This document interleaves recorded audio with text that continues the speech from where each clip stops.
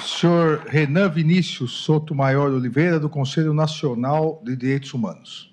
Excelentíssimo ministro, senhor Alexandre de Moraes, todas as pessoas em situação de rua, todas as pessoas que estão aqui nos ouvindo e nos vendo, venho representando o Conselho Nacional de Direitos Humanos, esse conselho fundamental para a nossa democracia, que tem a composição, inclusive, do poder público, o próprio poder judiciário compõe o Conselho Nacional de Direitos Humanos na instituição do CNJ, a sociedade civil, o Movimento Nacional de População em Situação de Rua compõe também o CNDH. E a temática da população em situação de rua é também central para o CNDH.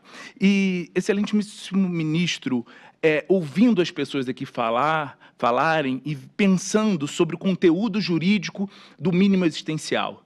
E é muito triste perceber que esse princípio tão fundamental, que está expresso em todos os manuais de direitos constitucionais, na realidade, no sofrimento vivido pelas pessoas em situação de rua, ele não existe. Quando nós pensamos e refletimos sobre o acesso à água, foi falado, a última missão que estive no CNDH enquanto presidente em 2020 foi no estado de São Paulo, durante a pandemia.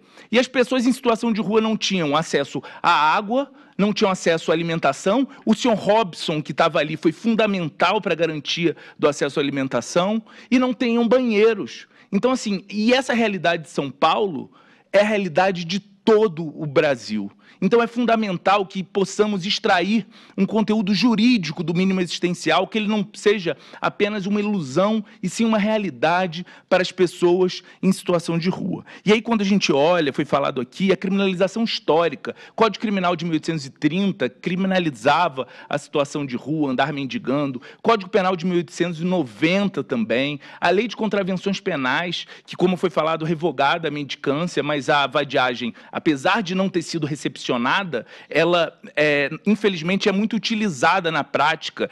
Esses dias mesmo, em Jundiaí, por exemplo, estavam utilizando a lei de vadiagem para levar as pessoas para a delegacia. Então, isso é muito central perceber essa história de criminalização da população em situação de rua. E a gente perceber que o direito que a população em situação de rua tem, historicamente, acesso é ao direito penal. Como já foi falado aqui também, a população em situação de rua sequer é computada nos censos, no censo nacional. A gente sabe quantos bichos de estimação a gente tem no Brasil, mas a gente não sabe efetivamente quantas pessoas em situação de rua a gente tem. E aí também, reforçando o caráter central do direito à moradia e da centralidade do direito à moradia, é muito importante a gente perceber que a gente não vai conseguir superar a situação de rua sem trazer a questão da moradia. E aí eu gostaria de trazer uma resolução 40, que é a resolução 40 do Conselho Nacional de Direitos Humanos, que explicita isso. E aí a gente tem uma diretriz de direitos humanos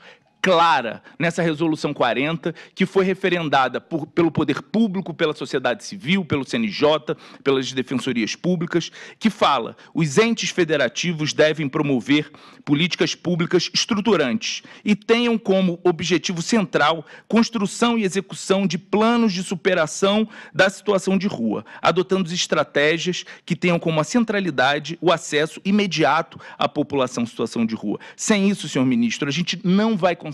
E aí é muito interessante pensar em dados. A estimativa do IPEA de 2012 era de 92.515 pessoas em situação de rua. 2012. Em 2020, início da pandemia, antes dessas consequências, sabe qual era? De 221 mil pessoas. Então, não existem políticas públicas efetivas, senhoras e senhores. Os gestores podem falar o que quiserem aqui. A realidade da população em situação de rua é uma realidade de dor, de sofrimento e de invisibilidade. A visibilidade que a população em situação de rua tem é a visibilidade do direito penal, desses aparatos repressivos do Estado.